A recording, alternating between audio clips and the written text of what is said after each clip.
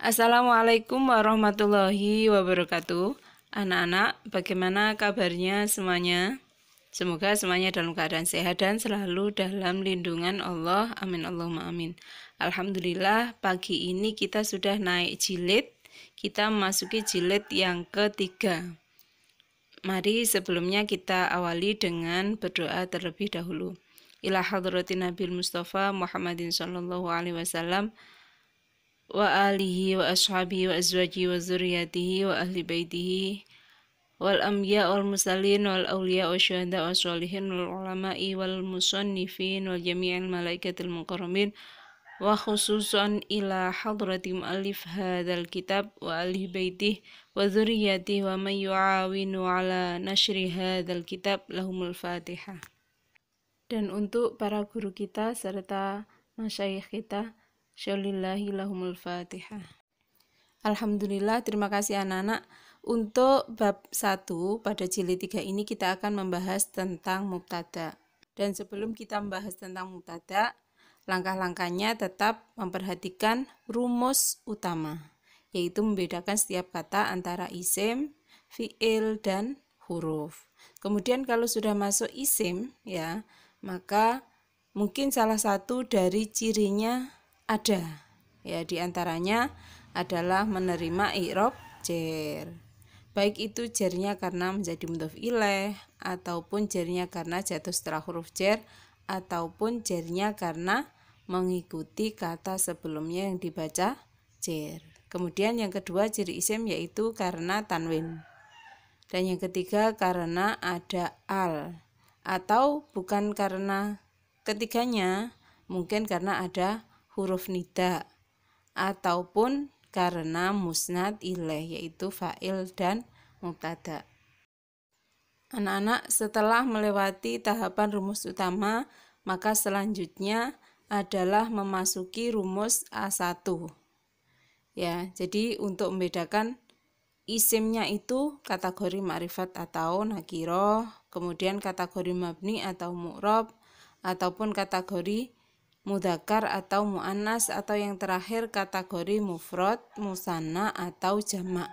Jadi kalau sudah masuk kategori isim, maka A1 ini 1, 2, 3, 4 kategori ini harus terpenuhi.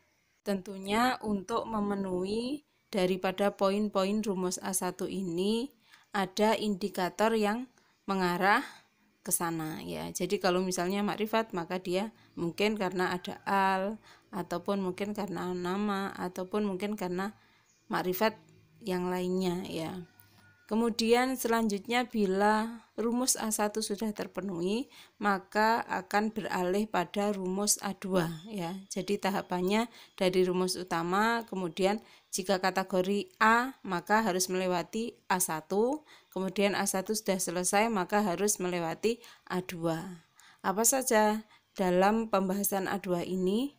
Poin-poinnya yaitu di A2 ini memilih kata, entah itu kategori isim fa'il, atau kategori isim maf'ul, atau kategori masdar.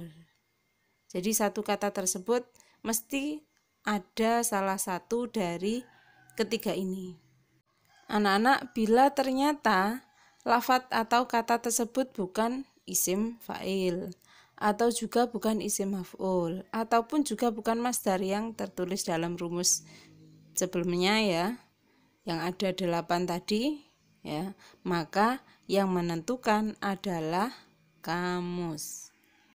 Kemudian apa saja yang ditentukan oleh kamus?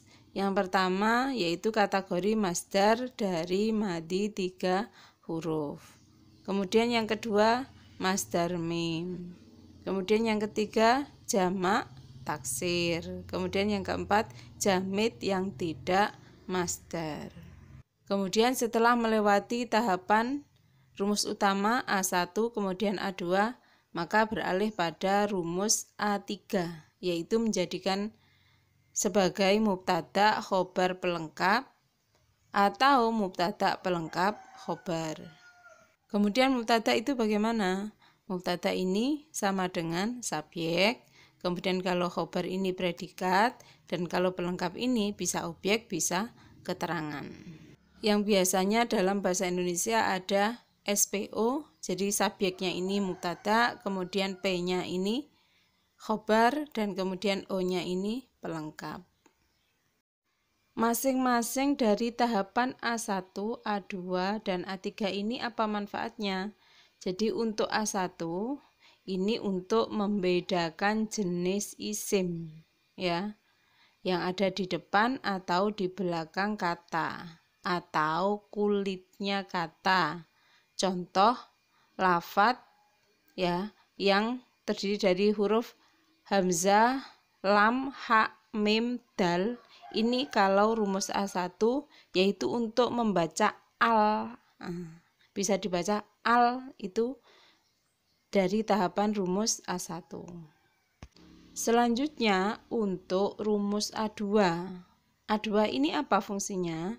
A2 ini fungsinya untuk membaca isi kata atau tengahnya kata. Contoh lafadz atau kata yang terdiri dari hamzah, al, ha, mim, dal itu kalau melewati tahapan rumus A2 maka bisa dibaca ham atau humi.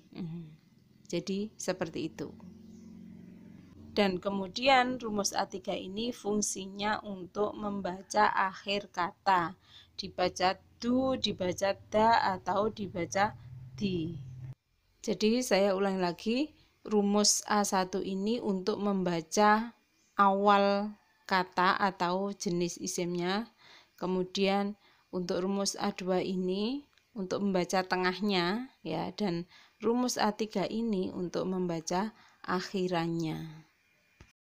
Alhamdulillah untuk pertemuan kali ini cukup. Insya Allah kita sambung pada pertemuan yang akan datang. Saya mohon maaf bila ada salah dan khilafnya.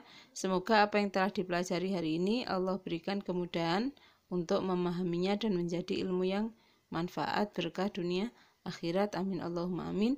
Ilal liqa. Assalamualaikum warahmatullahi wabarakatuh. Salam semangka. Semangat karena Allah.